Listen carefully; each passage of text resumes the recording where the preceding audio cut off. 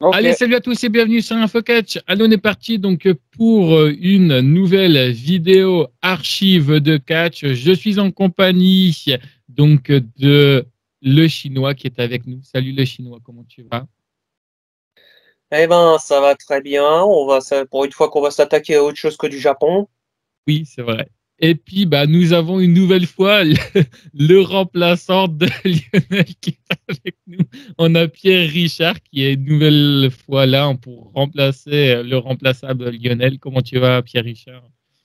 Ah bah salut YouTube, salut le Chinois, salut InfoCatch. Ça va bien, Appelle-moi ça va Dylan, bien. c'est plus facile. Ouais, ça marche, Dylan. Une fois de plus présent pour remplacer Lionel. Je m'assurerai de respecter son quota d'insultes au quotidien. Exactement. Du coup, le chinois, qu'est-ce qu'on regarde là encore une fois aujourd'hui? Bon, déjà, je sais que c'est la CMLL. Voilà, ça c'est déjà pas Le mal. CMLL. Oui, c'est ça, c'est ce que j'ai dit. Tu l'as mégenré. Ah ouais, T'as dit la CMLL, c'est le CMLL. Parce ouais, que le c'est un CM. conseil. D'accord. C'est le Conseil mondial de la lucha libre. Ok, ça marche. Du coup, Non, le Consejo au programme. Mondial est des Lucha Libre. Et la Non, Lucha Libre. alors, oui, moi je traduisais en français en fait. Mais oui, c'est El Consejo Mundial del Lucha Libre. Quel accent? De la Lucha Libre. De la lucha libre, si. Pero... Un Pierre Richard, quel accent quand même. Ah bah écoute, traîne suffisamment longtemps avec, avec des Espagnols et il vient tout seul. Je me doute. Du coup, alors, le chinois, c'est quoi le match de ce soir? Eh ben, le match qu'on a cette fois-ci, c'est un match entre une idole absolue du catch mexicain en la personne d'Ultimo Guerrero et un catcheur qui aurait pu être une idole absolue du catch mexicain en la personne d'Hector Garza. Pourquoi aurait pu? Je vais vous le dire, je vais vous le dire plus tard. Parce que, comment dire, comme beaucoup de catcheurs mexicains, il y a toujours des histoires. En même temps, les Mexicains, en même temps, les catcheurs, surtout à l'époque, aujourd'hui, je suis pas sûr que ça a changé depuis. Les catcheurs sont réputés comme étant des gros drogués ou alors des alcooliques. C'est vrai aux États-Unis, au Mexique, c'est encore pire. Ok. Est-ce D'ailleurs, que on doit introniser les catcheurs maintenant ou tu préfères faire ça à la fin? l'introduction se fait toujours au début, cher ami. Oui, vas-y Bon, alors du coup. alors qui va parler? Pierre Richard, tu as parlé? Moi je peux pas. Je sais très peu de choses sur les deux adversaires. Je Bon, peux juste dire que bon, Hector Garza, donc lutteur mexicain du CMLL, qui est entre autres passé à la WCW, où il a donné plus d'un match très intéressant.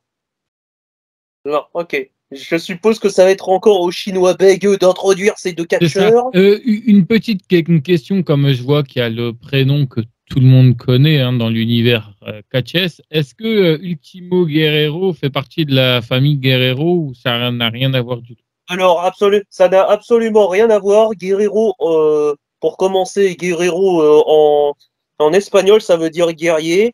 Et D'accord. je suis même pas sûr que Guerrero soit le nom de famille le vrai nom de famille de la famille Guerrero. D'ailleurs, Ok. ouais, c'est. Ah tiens si, Eddie Guerrero s'appelle Eduardo Gori Guerrero Lianes. Ouais. Donc oui, il y a Guerrero dedans, mais non, Pas la il y même a aucun famille. lien. Il y a absolument aucun lien de parenté. En fait, quelque Enfin, à part, première vue. Ultimo Guerrero, c'est la version espagnole de l'Ultimate Warrior, au niveau du nom en tout cas. Ben, c'est ça. Alors, qu'est-ce qu'on peut dire? Bon, on va commencer avec Ultimo Guerrero. Alors, comme je l'ai dit tout à l'heure, Ultimo Guerrero est encore aujourd'hui considéré comme une idole absolue du catch mexicain, du lucha libre, parce que c'est un catcheur qui a maintenant de plus de 30 ans de carrière et qui semble à première vue pas du tout avoir diminué ses capacités catchesques, si j'ose dire. Il a commencé en 90 dans un simple gymnase où il s'est fait entraîner par Tinito et Alcon Suriano, des catcheurs que malheureusement l'histoire n'a pas retenu de manière internationale. Il a eu deux premières incarnations en tant que Condor Dorado et en tant que Elf Flanagan avant de choisir le, celui enfin, avant de choisir l'incarnation avec lequel il sera le plus connu, Ultimo Guerrero. Eh ben, déjà, pour commencer, c'est un catcheur très respecté parce qu'il est parti de pas grand-chose. Il est parti d'un simple gymnase entraîné par deux catcheurs, je vais pas dire insignifiants parce que je les connais pas, mais des catcheurs que l'histoire n'a pas autant retenu que ça, hein, pour le meilleur ou pour le pire. Avant d'intégrer le CMLL, le CMLL en 1997, qui est connu comme étant la première, voire la deuxième avec la AAA structure mexicaine, et qui est considérée encore comme étant la fédération, soit l'association d'associations, la plus vieille au monde, comme je l'ai dit lors du premier épisode des archives catch. Bon, d'ailleurs, le CMLL a pu notamment le faire travailler avec des étrangers et avec des ceintures étrangers en jeu, notamment avec des catcheurs de la World Wrestling Federation, une structure que je ne connais pas, ou encore en mettant en jeu le titre de la NWA Middleweight Championship. Aujourd'hui, bref, je vais pas trop m'étaler là-dessus sur Ultimo Guerrero, sinon la vidéo va durer 2 heures avant même de commencer le match. On sait qu'il a travaillé aux côtés de plusieurs catcheurs de la New Japan Pro Wrestling, notamment Alex Koslov et Kenta, entre autres. Et qu'il a continué pas mal de voyages, notamment à la New Japan Pro Wrestling, encore même la Ring of Honor, la WCW, etc., etc. Ah, il a même fait un passage à Athènes. Ok, Bolin. Bon. Bah, sacré CV. Hein. À titre personnel, c'est aussi un alcoolique de première qui ne craint pas les effets secondaires de l'alcool. Qui n'est pas alcoolique. Disons que des catcheurs français ont essayé de le faire enquiller tequila sur tequila, bière sur bière. Il n'y a absolument aucun effet. Ultimo Guerrero, malgré sa gentillesse, est connu pour être quelqu'un d'absolument impassible et qui ne montre absolument jamais ses sentiments. C'est aussi quelqu'un d'assez timide dans la vie.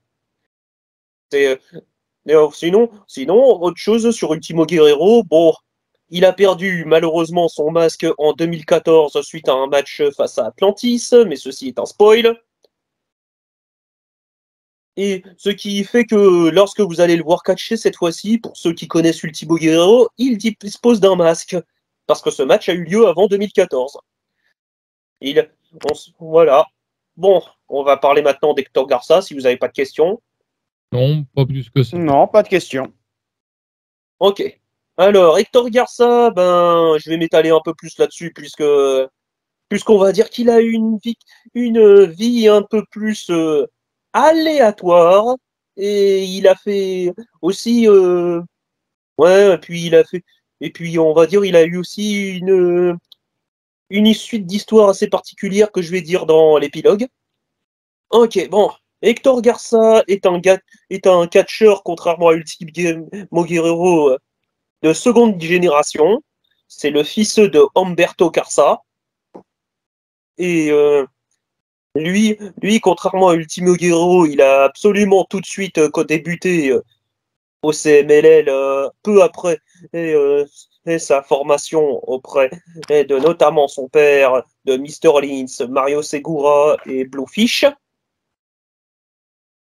Et il a fait après ça un très bref passage à la AAA avant de intégrer rapidement la WCW à l'aide d'un certain Conan, qui était un contact de liaison entre le catch mexicain en général et le catch américain, notamment à la WCW, qui avait une entente entente assez forte avec les catcheurs mexicains. D'où le fait que la WCW faisait venir des gens comme Rey Mysterio, Juventud Guerrera, etc. Ok. Et Ensuite, juste une petite question. Est-ce que la CMLL, est-ce que c'est diffusé à la télé ou pas du tout, du coup? alors, aux États-Unis, je sais pas. Je sais qu'il y a, je sais qu'en France, il y a la chaîne Action qui est payante, qui diffuse parfois des matchs du CMLL. D'accord. Bah, moi, je l'ai, la chaîne Action. Ensuite, Ah. et puis, Oh, bon, au Mexique, c'est sûr que c'est connu, que c'est diffusé. Enfin bref, euh, continue. oh, je- Ouais, pour l'info, je sais que la CMLL est diffusée sur une chaîne aux États-Unis. D'accord. Une bon, chaîne latino. Ouais, du ouais. coup, la suite. Ouais, il aura vécu, on va dire, 2 années relativement riches à la WCW, notamment en faisant une parodie de la New World Order en le groupe de la Latino World Order, où il a fait équipe avec Eddie Guerrero. Bah tiens, t'en parlais tout à l'heure. Même comment dire, Lionel en a parlé dans une autre vidéo des Latino World Order. Et il a même eu une petite histoire avec Rey Mysterio Jr. Je ne vais pas en dire plus parce que j'en sais pas plus que ça au final. Mais il a fait ça avant de rejoindre encore une fois la AAA.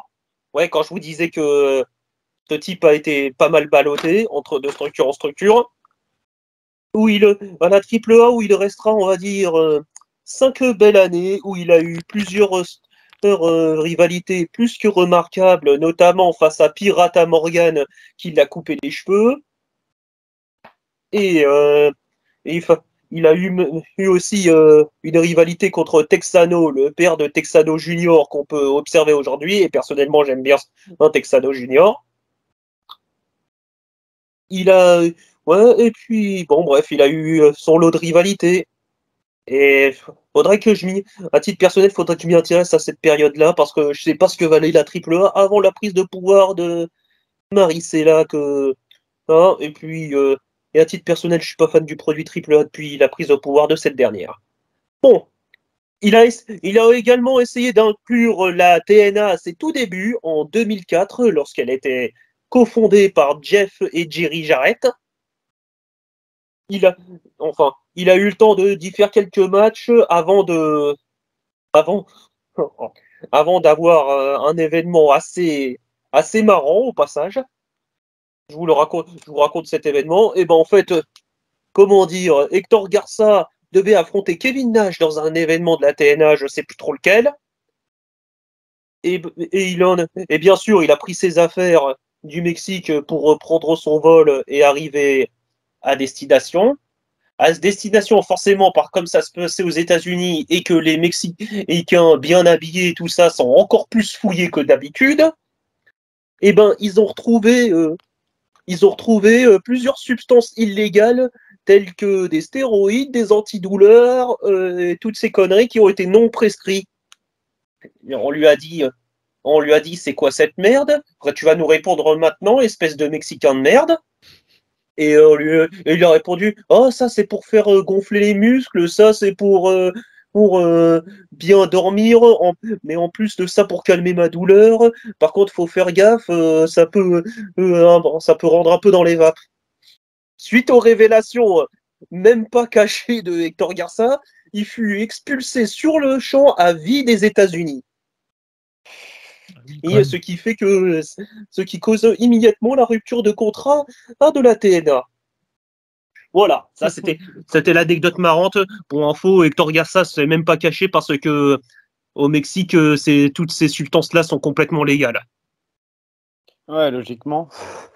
Bon. Et Ok, puis, bah bon, c'est suite à ce triste événement ce triste mais très drôle événement que Hector Garza a décidé de réinclure le CMLL, et cette fois-ci pour plus longtemps, c'est-à-dire pour 6 ans, où il a eu plusieurs storylines très remarquées et on va dire et une rivalité assez, assez impressionnante face à Ultimo Guerrero, celle dont on va s'intéresser aujourd'hui. Ouais, voilà. ok, bah je pense qu'on Bon, peut lancer si tout le monde est prêt. Ouais. ouais. Ouais, et ben on est parti dans 3, 2, 1, allez, go. Ah, bonjour, mademoiselle. La CMLL avec son lot de Pom-pom girl. de Pom-Pom Girl, ouais. Eh, il est sacrément décoré le ring, hein. J'ai jamais vu un ring aussi décoré que ça. Alors, pour ce qui est du style d'Ultimo Guerrero, ben, vous avez la lucha libre à l'état pur de sa part. Tandis que, Ah ouais, comment il c'est s'appelle magnifique. Au moment où voilà, tu dis c'est ça, ça. il nous montre les mannequins. Ouais. Tandis que Hector Garza, on va dire, c'est un mélange un peu plus à l'américaine où il avait, on va dire, une attitude similaire à Eddie Guerrero. C'est-à-dire un beau gosse assez provocateur.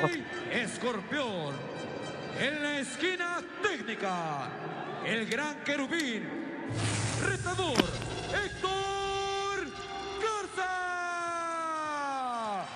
Como sucede con el hijo del fantasma. Il a pas un fils, Hector Garza? On en parlera plus tard. Ok. Mademoiselle, bonsoir. Dylan, El enchanté. Cherubim.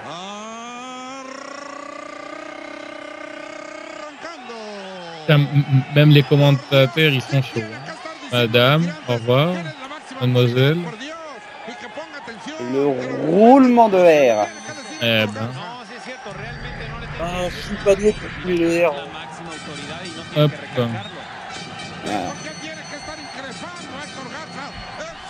Alors, en jaune, Hector Garza, avec le masque rouge, Ultimo Ah, Guerrero. j'ai même pas entendu la cloche. T'étais trop concentré sur les filles, Dylan. Ouais. Et puis cette ambiance à la mexicaine, c'est juste moi. Ouais, franchement, c'est original de mettre. Bon, c'est original et c'est aussi dangereux, je trouve, tu vois, de mettre le titre au bord, comme ça, tu vois, au bord du ring.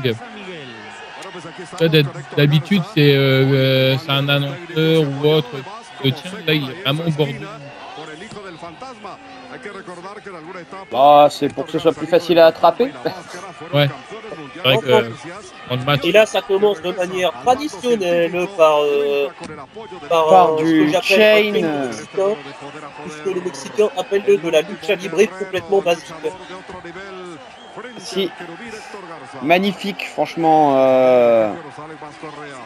La façon dont il s'enchaîne, c'est de toute beauté.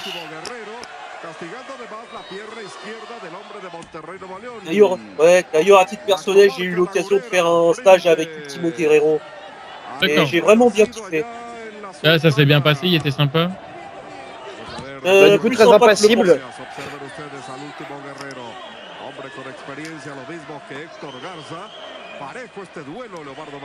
Franchement, les matchs comme ça, là, de Mexicain Voltige, je kiffe ça. Pour l'instant, la voltige, on n'a pas eu beaucoup d'occasion Non, d'avoir. ouais, non, mais. Et Ultimo Guerrero, il n'est pas si voltigeur que ça. Je crois pas qu'il a jamais été si voltigeur que ça, lui. Oh, Hector Garza avec le contre qui est contré aussi.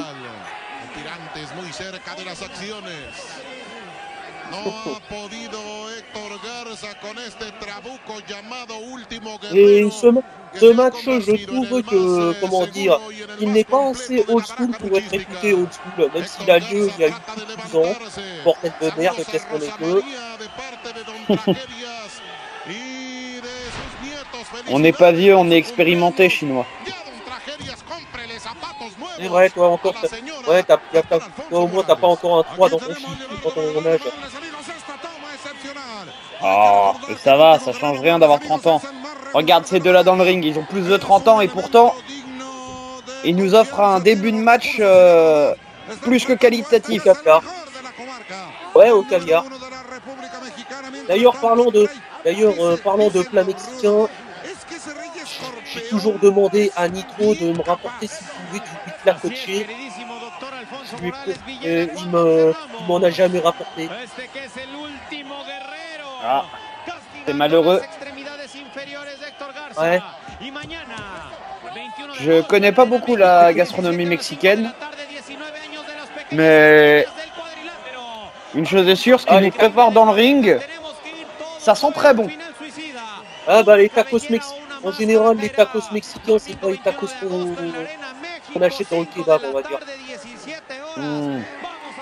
Non mais on va pas partir sur les tacos qu'on trouve aujourd'hui un peu partout en France, hein, c'est une abomination. Oh non ça va, mais c'est disons que si vous voulez garder 2 chiffres sur la balance, je vous le déconseille.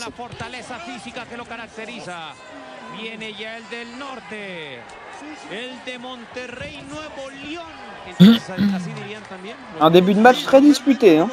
Oui, bien sûr. Je kiffe son masque. Franchement, je le trouve stylé. Et aux abords du rire, pour info, je crois que je sais pas si c'est Fantasma ou si c'est Hijo del Fantasma. Et je savais même, je savais même pas que dans le catch, ils autorisaient à rentrer avec des tambours et tout. Tout à l'heure, tu vas avoir des mecs avec des fusiliennes un peu comme dans le...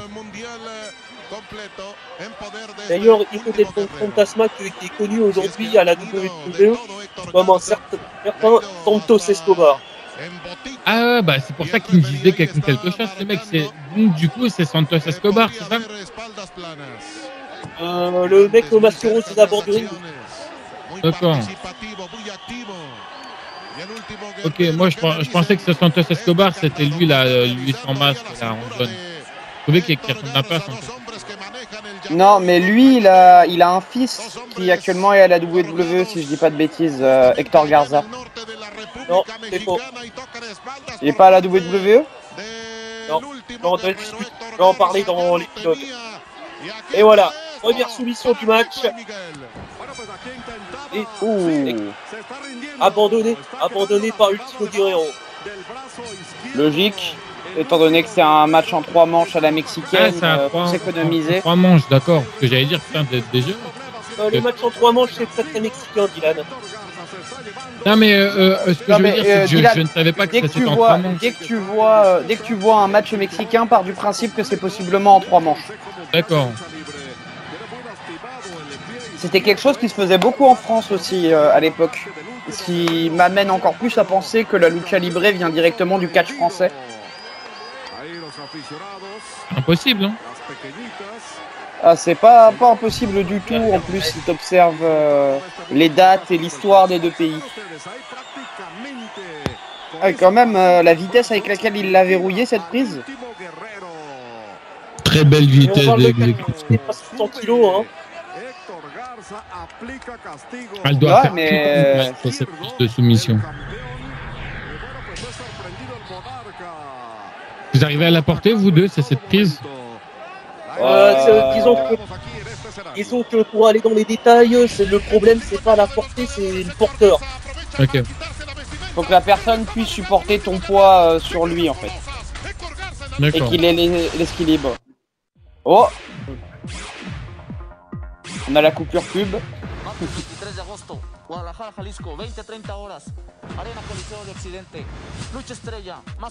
Là c'est une promo pour, on va dire, une rivalité future. Psychosis. Esta fue la cartelera del Consejo Mundial de Lucha Libre. Dicen que mal empieza la semana para el Caorcan el lunes. Segunda cara, deuxième manche. Todo listo, señoras y señores, Ouais. amigos aficionados, amigos que nos siguen a través de Televisa Deportes. Vámonos a las acciones. Segunda caída, doctor Alfonso. Mademoiselle. Arrancamos segunda caída, amables amigos, en esta confrontación de centro ecumérico. Ouais, t'aurais un sacré succès au Mexique, Pierre Richard. Ah, c'est fort possible. Écoute, genre, je te dis ça, je dis rien, mais un mec qui ressemble à Gollum, apparemment a eu un sacré succès avec les meufs au Mexique. Ah bah écoute, étant donné que je ressemble un peu moins à Gollum, logiquement oui.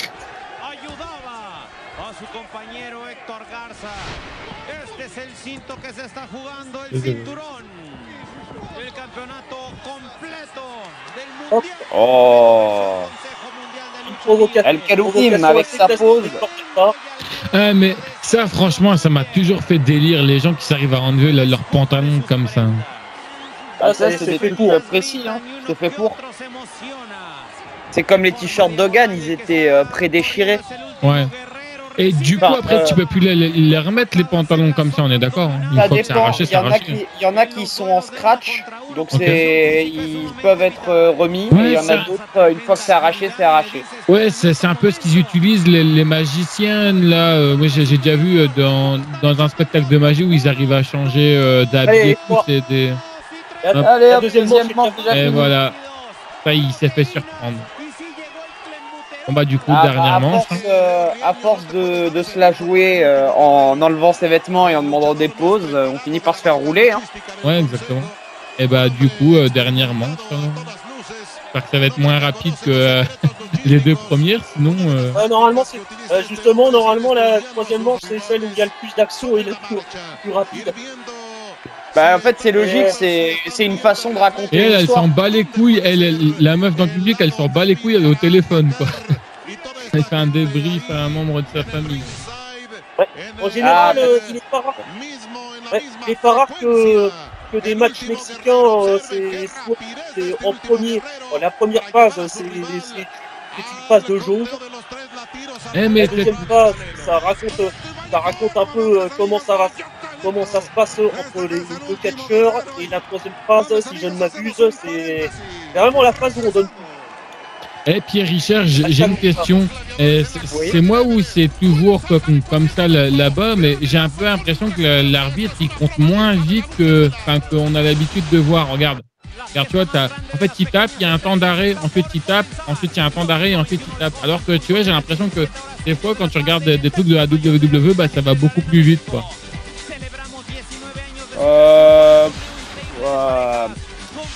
J'ai envie de te dire que ça dépend bien souvent des arbitres et même de la culture du pays où ça se passe. Hein.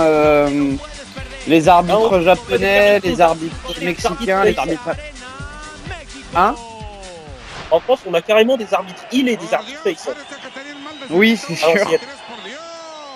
Ouais. En fait, comme te l'a dit Lionel Souto dans d'autres vidéos, Dylan, et ben il se trouve que à la WWE, ils s'en battent les couilles, c'est des secondes à peu près, tu vois. Ouais. Tandis que au Mexique, je crois que c'est littéralement toutes les 2 secondes. Et d'ailleurs au Mexique, à l'extérieur, t'as le droit de rester à l'extérieur jusqu'à 10 secondes et non pas 10. Alors qu'à la 2, par exemple, les 10 secondes lentes, au Mexique, c'est 20 secondes plutôt rapide, mais c'est 20, quoi.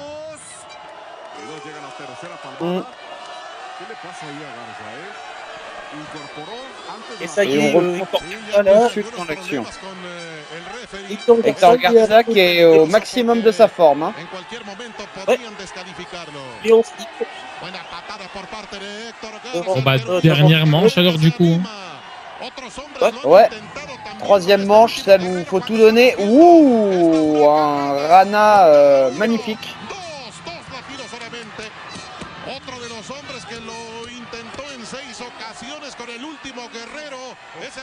Franchement, il est vraiment stylé son masque. J'aime beaucoup. Bah écoute, étant donné qu'il le porte plus aujourd'hui, il doit être un petit peu collector maintenant. Ouais. De toute façon, il doit avoir des masques comme ça qui coûtent super cher. Hein. On s'allait encore au Japon. Oh, mais qu'est-ce que c'est? Allez-y, monsieur l'arbitre, là, un peu plus vite. Enfin. Ah non, ça faut arrêter. Hein. Laisse l'arbitre compter à son rythme. Il n'y a rien de plus agaçant que des gens qui disent de compter plus vite. Les règles, c'est les règles.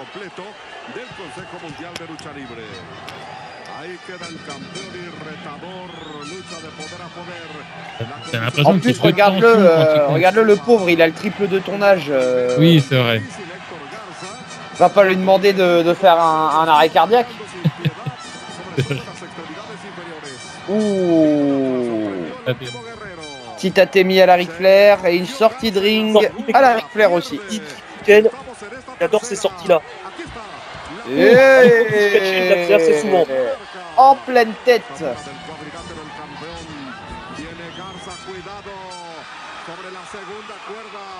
El Querubim Monson.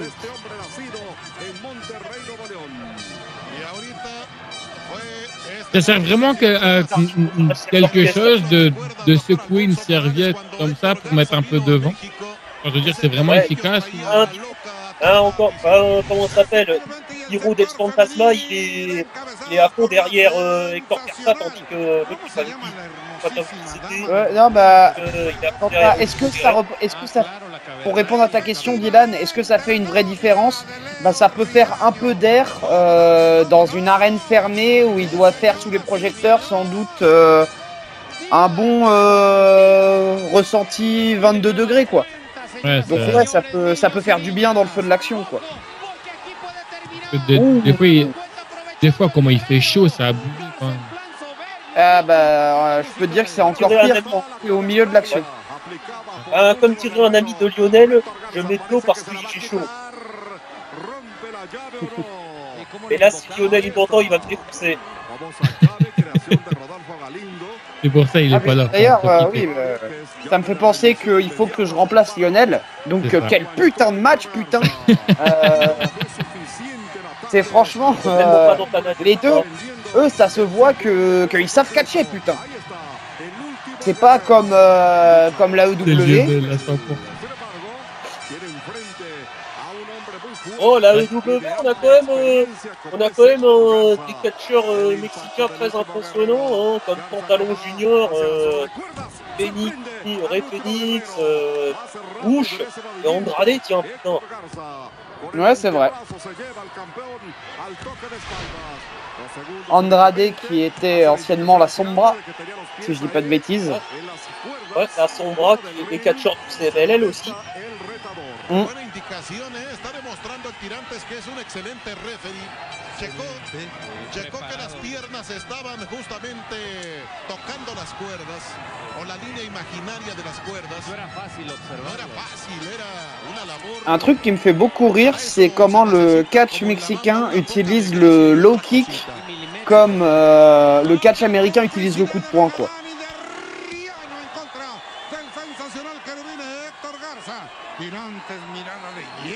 La provocation. On va pas se mentir, les Mexicains sont quand même plus petits comparés aux Américains. Ouais, c'est sûr. Je sais pas, en général, c'est quoi que Hector Garza est pas si petit que ça. Et en général, c'est toujours classique de voir des Mexicains qui ont un énorme tronc et des membres assez petits. Un peu comme des nains géants. Les Mexicains sont des nains géants, le chinois 2023. Vous pouvez la noter.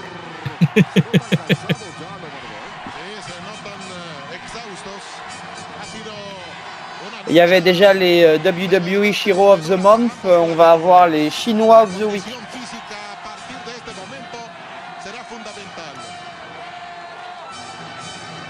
J'ai une de mes cousines qui est allée au Mexique, qui n'est pas du tout fan de catch, qui est allée voir plusieurs shows du CMLL. Et elle m'a dit que l'ambiance à l'intérieur des gradins était vraiment électrique. Le public mexicain bien plus bruyant que le public américain ou que le public japonais. La lucha libre, le truc qui fait kiffer le catch aux gens qui sont pas fans de catch. Parce qu'il y a l'atmosphère, il y a le folklore tout autour.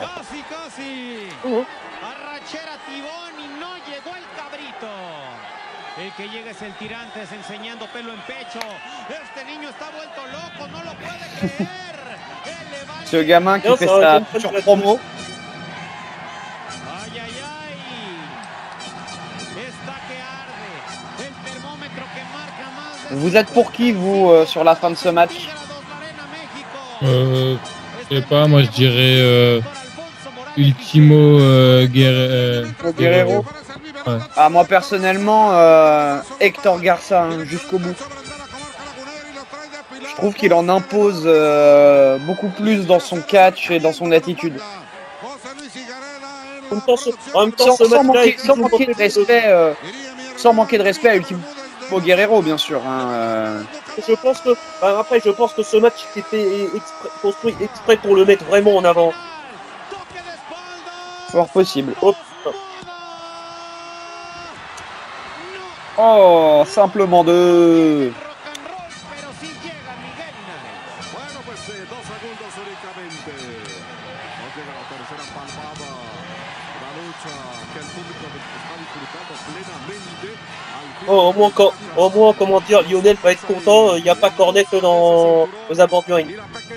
Ouais. Au moins, il pourra pas se plaindre qu'on ne l'a pas invité quand il y a cornet. Quand même dingue, ça, on Lionel, d'avoir l'invite, quelqu'un mais maintenant, Lionel, il y a une vie, donc... C'est dingue d'avoir un mec comme Lionel qui est autant râleur et autant énervé, alors que de base, il n'est pas parisien. C'est vrai. Et on t'aime, Lionel. Mais il s'est vite acclimaté au climat de chez nous. Hein. D'ailleurs, parlant de Lionel, comme je le disais, lui, il a un gabarit et un physique qui fait très mexicain, Lionel. Ouais, par rapport à la description que tu as donnée précédemment, c'est vrai que ça correspond bien. C'est peut-être un Mexicain caché, hein, si qu'on ne le sait pas. Non, sa couleur de peau et sa sensibilité au soleil ne survivra pas au Mexique. Et en plus, au Mexique, il mange très épicé, donc... C'est peut-être un Mexicain de Loire-Atlantique.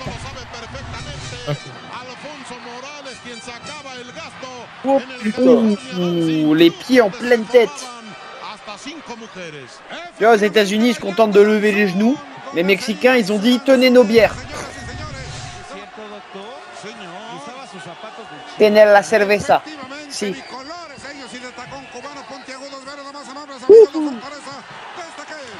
Ça repart à toute vitesse. Et... Ouh. Uno. Dos. Ouais. Et non, il a relevé l'épaule au dernier moment.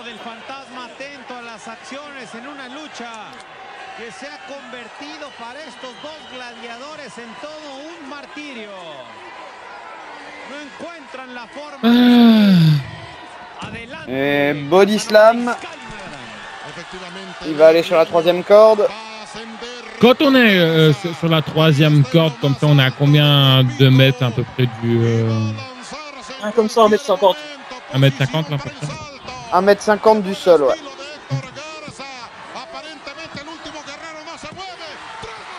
Voilà. Et voilà, c'est fini. Sur La fin des un... matchs, le couronnement du nouveau roi. Ah, lui, par contre, j'aime pas du tout son masque. Allez, tiens, tu laisses le lamu, tu laisses la fin de la vidéo.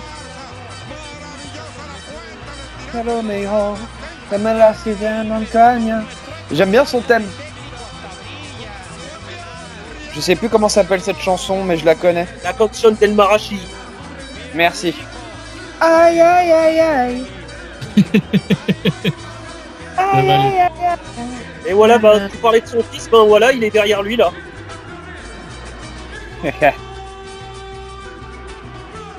Et bon, tu parlais d'où? Ouais, j'ai entendu. Vous imaginez, c'est un jour on a, tu vois, on a des shows, tu vois, du Japon aux États-Unis, c'est-à-dire par exemple, admettons, tu vois, t'as la WWE face à la New Japan. Ouais. Ah ça a déjà été fait dans le temps. Il y en a eu. ECW New Japan Pro Wrestling par exemple. Ouais. Dans les années 90, ouais. Et même en quelque sorte, ce qui se passait avec la Latino World Order à la WCW, c'était plus ou moins l'idée. Hein. C'était les superstars mexicaines qui venaient s'unifier contre les superstars américaines. Hein. Ouais, merci Conan. Par Mysterio. Aujourd'hui, ça serait une tuerie.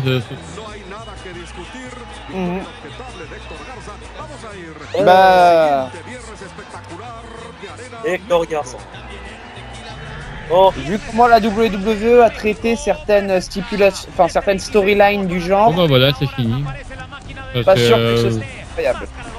On s'en fout de ça, Arène Mexico. Bon. Enfin bref. On va passer à l'épilogue Ouais, ou au dessert, comme on préfère dire. c'est comme tu veux. Parce que enfin, je préfère dire ça parce que. Hein bon. Bon, l'épilogue. Je vais commencer par qui? Ultimo Guerrero ou Hector Garza? Ultimo Guerrero, puis par contre.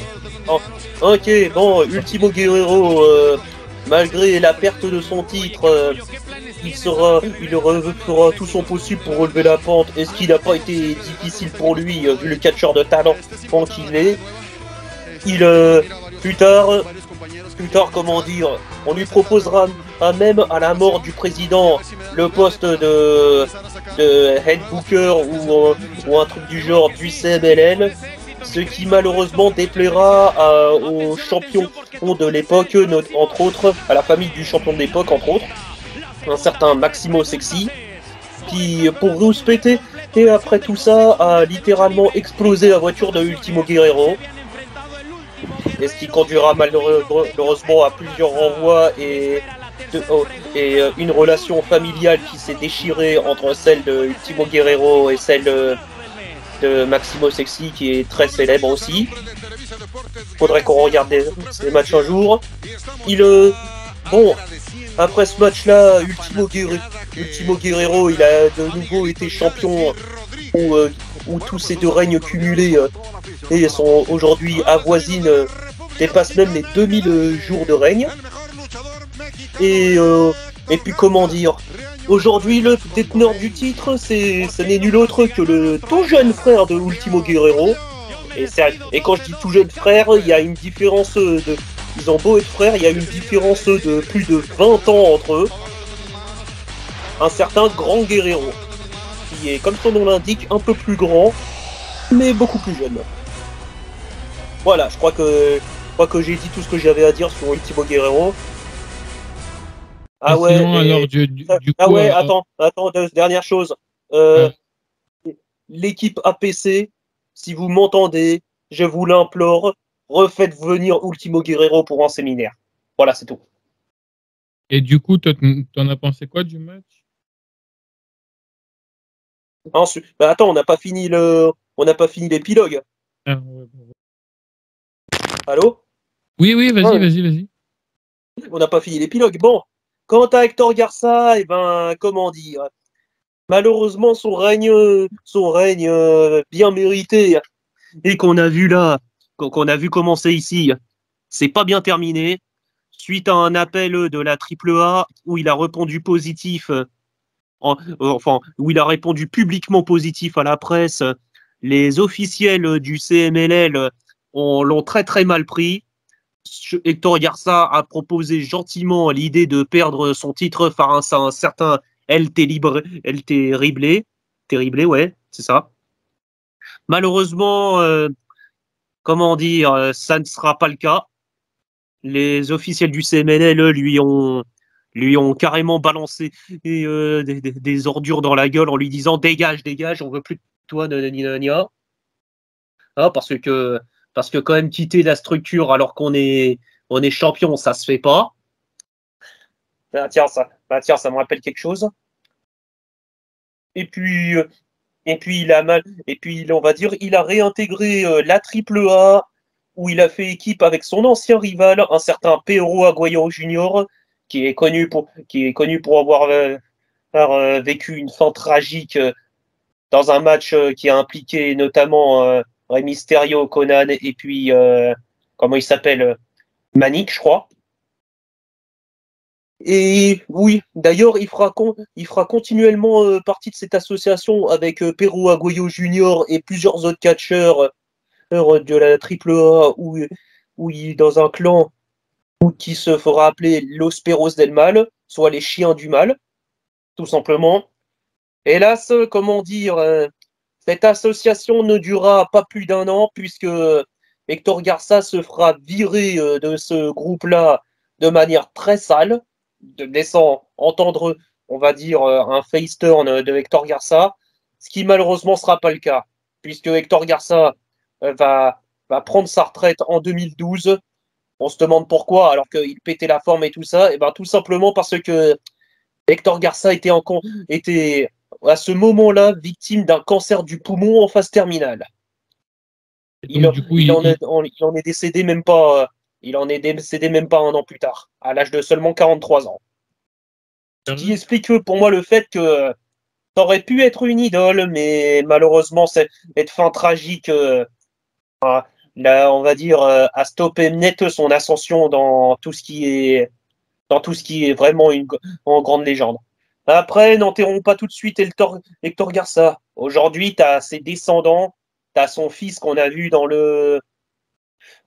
t'as son fils qu'on a vu dans le match là, qui s'entraîne toujours dans le catch, un match sous le nom de El Sultan. Il a aussi deux petits-neveux qui sont actuellement au jour d'aujourd'hui à la WWE. Humberto Carrillo, le fils de son frère, et Angel Garza, le fils de sa sœur. D'ailleurs, Angel Garza est vraiment le portrait craché d'Hector Garza, à tel point qu'on se poserait même des questions malsaines. Mais oui, c'est le portrait craché de Hector Garza et il joue beaucoup ou sur sa ressemblance, que ce soit dans son attitude ou même sur le ring où il reprend énormément du moveset de son défunt. Voilà, voilà. Ok. Donc c'était Angel Garza à qui je pensais, ok. Ok. D'ailleurs, on ne voit du plus coup, lui, hein, la WWE. Ah si, il est à NXT. Il est à NXT et il est en d'accord, rivalité contre comment il s'appelle contre Lorenzo et comment il s'appelle elle déjà. En plus, j'aime beaucoup cette équipe. Contre le bon, bref, les deux Ouais. mafieux mexicains là. Voilà.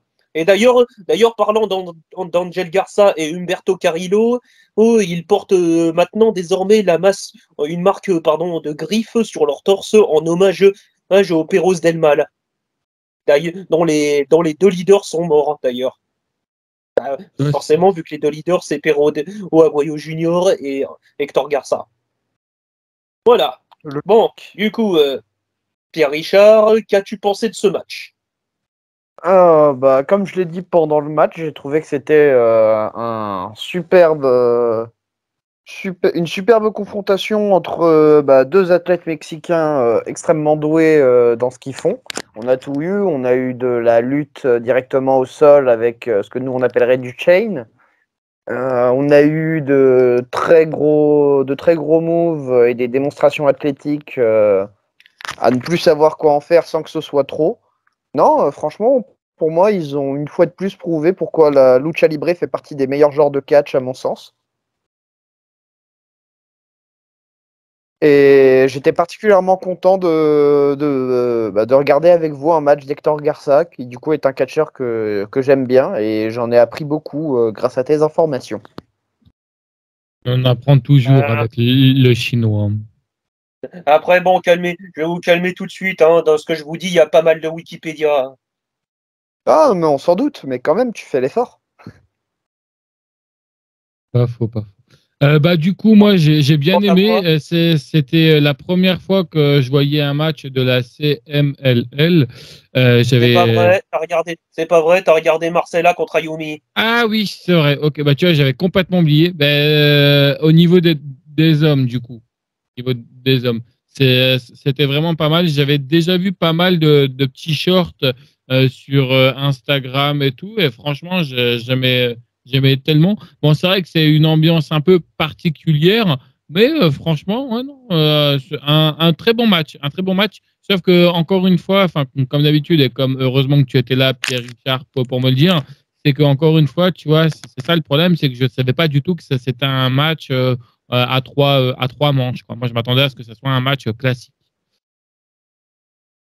Bon. Voilà, sinon, après, j'ai pas grand-chose à dire, hormis que le match était génial, quoi. Eh bien, quant à moi, j'ai aimé ce match, mais disons que il m'avait plus ébloui dans le temps que maintenant, à vrai dire, et en toute franchise. Mais bon, quand même, je me souviens maintenant pourquoi j'aimais autant que ça Hector Garza, et je me souviens maintenant pourquoi je considère, et je me rends compte maintenant à quel point on considère Ultimo Guerrero comme étant l'élite du catch mexicain. Franchement, je vais pas mentir, hein, que ce soit au Mexique ou autre part, j'ai déjà vu des matchs meilleurs, j'ai déjà vu des matchs moins bons, mais disons que disons que si c'est pas vraiment le meilleur match que j'ai vu de ma vie, il fait partie, on va dire, du haut du panier, très, très franchement.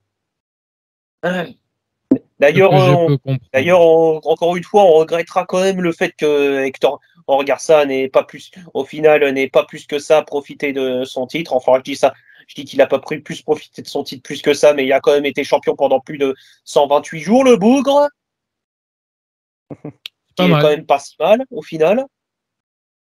Ouais, Euh, c'est Et mais, alors euh, mais je suis, mais ce qui est quand même tragique, c'est la fin. C'est comment ça, son histoire au CMLL s'est terminée. Je rappelle comme ça que j'aime beaucoup le CMLL. Et ce qui est tragique encore plus, c'est comment sa carrière de catch s'est terminée. C'est, c'est complètement regrettable, on va dire. Enfin bref. Enfin bref. D'ailleurs, parlant de lucha libre, n'hésitez, et c'est comme je l'ai dit tout à l'heure, n'hésitez pas à faire quelques recherches là-dessus. C'est vraiment le genre de catch qui fait kiffer les non-fans de catch, comme l'a fait signaler Pierre Richard tout à l'heure. Et parlant de lucha libre aussi, il y en a sur Paris.